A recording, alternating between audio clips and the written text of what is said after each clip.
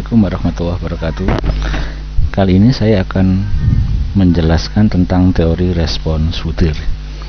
Ini adalah video satu dari sekian video yang nanti akan membahas tentang teori respons butir atau yang disebut dengan item response theory.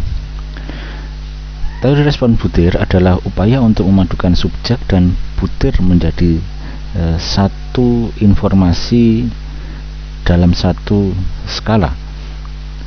Hal ini dikarenakan CTT tidak dapat meletakkan subjek dan butir dalam satu skala. Misalkan tingkat kesulitan butir sebesar 0,5 atau 0,3, belum tentu butir-butir tersebut berbeda tingkat kesulitannya. Misalkan butir 1 0,5, butir 2 0,3. Hal ini dikarenakan tingkat kesulitan butir dipengaruhi oleh subjek. Soal akan bertambah kesulitannya jika diberikan kepada orang-orang yang kemampuannya rendah, dan soal akan menjadi lebih mudah ketika diberikan pada orang-orang yang kemampuannya tinggi. Hasil pemaduan antara subjek dan butir itu nantinya akan meletakkan keduanya menjadi sesuatu yang bersifat invarians atau konsisten antar subjek dari berbagai macam level. Baik, sebelum masuk ke teori respons butir, saya akan sedikit mereview tentang analisis regresi linier. Kita lihat persamaan regresi linier ditunjukkan dengan Y sama dengan B0 B1X ditambah dengan E. B0 adalah intercept. Intercept adalah kondisi ketika B1 sama dengan 0. Jadi misalkan B1 itu 0, di sini 0 dikalikan dengan X sama dengan 0, kemudian error itu rata-ratanya adalah 0, sehingga Y sama dengan B0. Jadi misalkan X nya itu adalah tingkat atau jumlah makanan yang dimasukkan ke dalam mulut, Y adalah tingkat kekenyangan. Jadi sebelum makanan itu diberikan 1 sendok, 2 sendok, 3 sendok dan sebagainya, sudah ada kekenyangan tertentu di dalam diri individu, misalkan titik ini.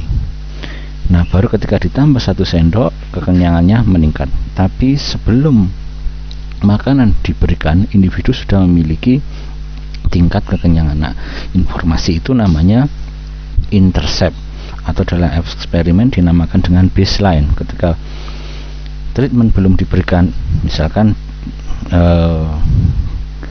kepercayaan diri, sudah ada kepercayaan diri yang ada di dalam individu.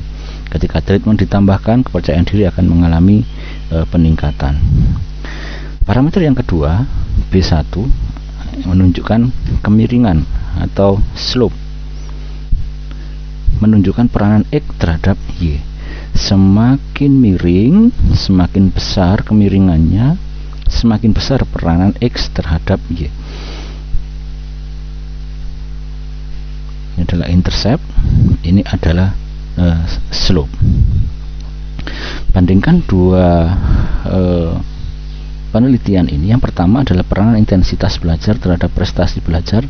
Kemiringannya lebih curam dibanding semangat belajar yang berperan atau pengaruh terhadap prestasi belajar. Intensitas karena sudah menunjukkan sesuatu yang sudah dijalankan, kemiringannya meningkat. Intensitas bertambah 1 poin, prestasinya juga bertambah lebih banyak daripada ketika semangat belajar yang ditambahkan.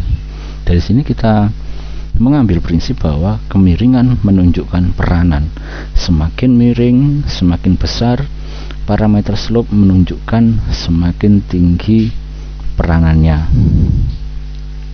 Kita lihat di sini, jika diterapkan dalam psikometri, misalkan ini adalah ada 2 item. Item yang pertama adalah saya merasa bersemangat ketika mendapatkan tugas dari pimpinan. Item yang kedua adalah setiap orang perlu memiliki tingkat pekerjaan yang menetap. Kita lihat pada butir yang pertama, orang-orang yang cenderung setuju terhadap butir tersebut memiliki etos kerja yang tinggi. Sedangkan orang-orang yang tidak setuju terhadap butir tersebut adalah orang-orang yang memiliki etos kerja yang rendah. Hal ini berbeda dengan butir setiap orang perlu memiliki pekerjaan yang menetap. Hampir semua orang akan menyetujui butir ini, baik orang yang memiliki etos kerja yang rendah maupun yang memiliki etos kerja yang tinggi. Nah, dapat dikatakan bahwa butir yang pertama lebih memiliki kontribusi yang besar dalam membedakan orang-orang berdasarkan etos kerjanya daripada butir yang kedua. Ini adalah parameter slope atau kemiringan di dalam regresi.